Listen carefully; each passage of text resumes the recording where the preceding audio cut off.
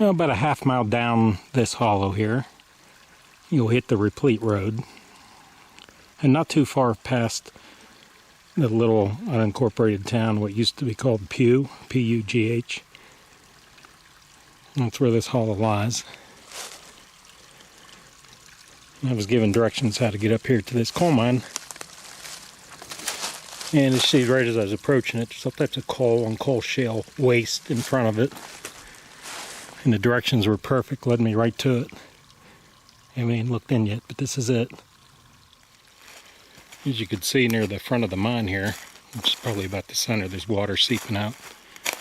Someone always asks me, how did the old timers find these mines? They looked for sulfur water seeping out of the hillside and they started digging. Now in this case, this cliff might have been exposed here. And there was coal showing, because if you look right at the front here, on the right, you could see that coal. So let's go take a look. It is wet in here. And it could be a chamber off to that pillar of coal right there in the center. Looks like there might be an opening over there.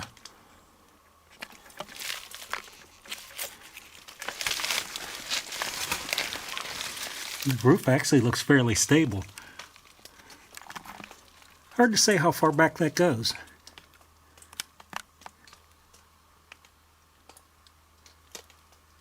Way back in there. May be able to enhance it on the computer.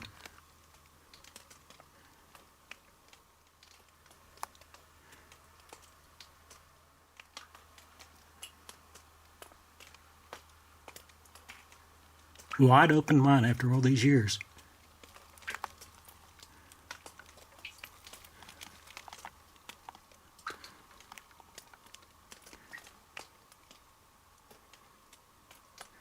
I don't know, you see that? Looks like there's some type of roof fall right there in the center, bottom there.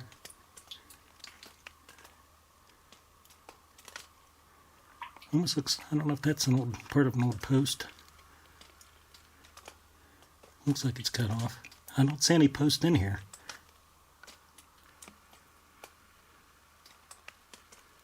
Alright, we're gonna, before we explore further, we're gonna go look at the other openings that I've seen. Appears to be the main opening there where this water's seeping out. You did see there's water on the floor in there.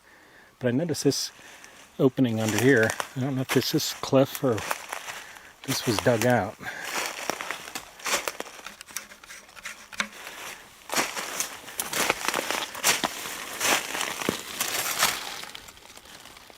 Well,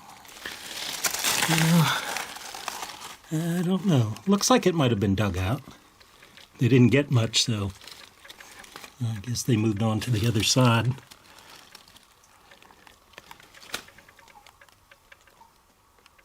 Right over in there. Okay, we're just way off to the far left from the center there. Now we're off to the far right. Kind of looks like there's a collapse here. I'll back this out and show you what I mean, but I don't know if this gap here is a natural gap from the collapse, or to me it looks like that's a coal seam down in there. Fortunately, my light is reflecting off the rocks. Back that about 10 feet. That's the far left that we peered in. Didn't look like they hit anything. Main chamber here, but as you can see where this slid down and broke off, I don't think there's any question there was a chamber on this side. Because, you know, in the center here, there's a pillar of coal. You could see it sticking out right on the edge, right here. Right there in the center. So between that and over here, where that small opening is, there was definitely another chamber of coal. So you call this one mine or two-chambered mine here. It looks like they were separate unless they met up inside somewhere. Definitely a big chamber of coal here. With the naked eye, I could see back 20 feet at least deep in there. Right back in there. So it's definitely, but oh, look at all the collapse. And back out here. Well, I readjusted the light. You could see way back in there. That may be 30 feet or more. You look right past this pillar right here. Looks like they went off to the left there. That might have connected into that attempt on the left side. Oh, I think I see a post way back there, past that rock pile, the big rock in the center, off to the right there. But I don't know if it connected in. It doesn't look like it. So that far right chamber might have been a separate chamber going back in here.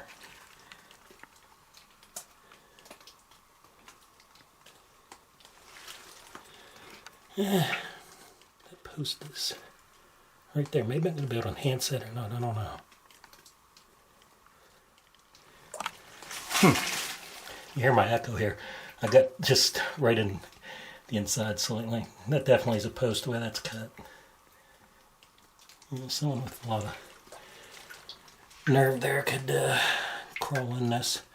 This roof actually looks fairly stable. Look at how there's a little bit of coal right there between the roof. The rock of the roof and that. Very interesting. That's the water in it.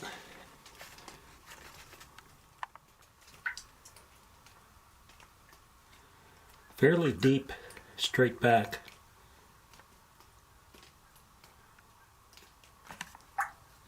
Yeah, that's enough. This was an easy one to walk up to. About a 500 feet elevation gain from where I parked at. And about a half-mile walk. But wide open after all these years.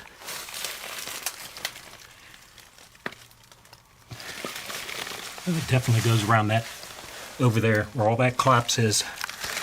Maybe that was a chamber and it collapsed like the right side. That's the left side I'm looking at there. Because there's definitely a gap right in there that goes back. Yeah, the more I peer around. Oh, definitely. So there were 3 chambers. Let me just move just slightly more.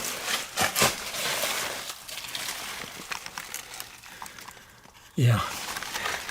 Oh, yeah, it's big back in there. Look at that. Way back in there. You see, look like some roots on the ground there where all that dirt and the roof collapsed on that far left side. But there was a big chamber over there. No question. 3 big chambers. Right when I come out of the center there, and I was filming that far left side, these deer were right on top of mine, and now they come right on the path that I'm on. They didn't seem bothered that much. Actually walking towards me. Yeah, what's going on? You're going to have to move because I got to walk this path back out.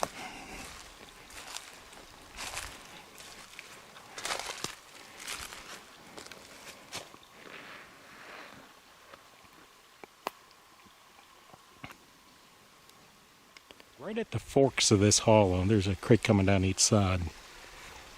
Just slightly below it. You see there's actually a retaining wall right back here under the brush. Stacked rocks. This obviously was a house site.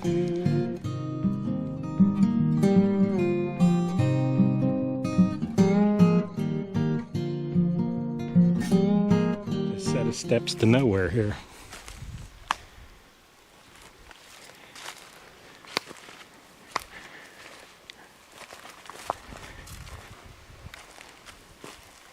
They just used rocks and concreted around it.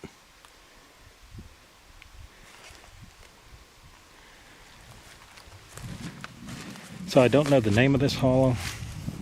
I don't know who would have lived here that would have used that coal mine up there. Clearly that coal mine had 3 independent chambers to it. The easy one that's open in the center and the 2 that have collapse on the far left and the far right. So I have to check with the person who told me about this as to what the name of this hollow is or who might have lived here, if they know. And I'll dub that into the video after the fact.